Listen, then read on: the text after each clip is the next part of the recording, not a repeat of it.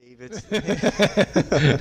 I'm kidding. Oh yeah, I give talks for an hour or two on the Eucharist. But see, what you guys have to realize is that that is just bread and grape juice. I mean, we didn't use wine, we used grape juice because, if you go around worshiping a piece of bread, that's called idolatry. God is living and alive, risen from the dead, and in heaven you worship him. You don't worship a piece of bread. Come on, you guys, let's get our act together here. That's called idolatry when you're worshiping a piece of bread. Really and that is the worst kind of sin in God's mind, because God's sexual sins are not the worst. To God, the worst sins are idolatry, where you put something in his place. And when I was a Baptist, I'm a tongue-in-cheek, see? What I'm saying is telling the way I used to be.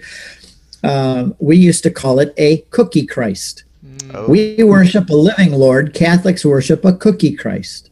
Or graven bread, because Catholics made an idol out of it. So you have a graven image, graven idol. We called it graven bread, because you made an idol and you bow down and worship it.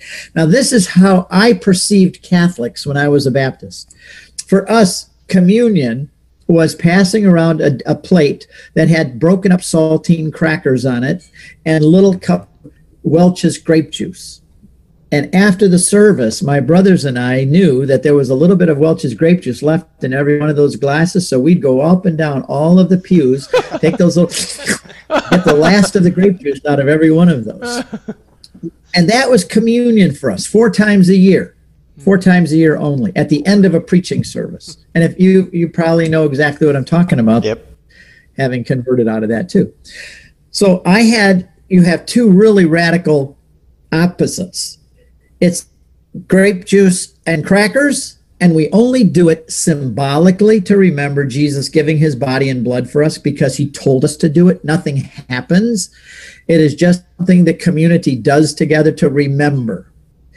Or you go to the other side, which is that is after the prayer of the priest is no longer bread and wine, though it has the appearance of such. It is now the body and blood of Christ, and it is sacred, and we are partaking of something that is so supernatural and mysterious that it actually becomes our food, eternal life, and the medicine of immortality, as the fathers of the church called it. So we have these 2 contrasting, diametrically opposed, and people really need to choose wisely, because if you choose wrongly, it can be the ruin of your soul.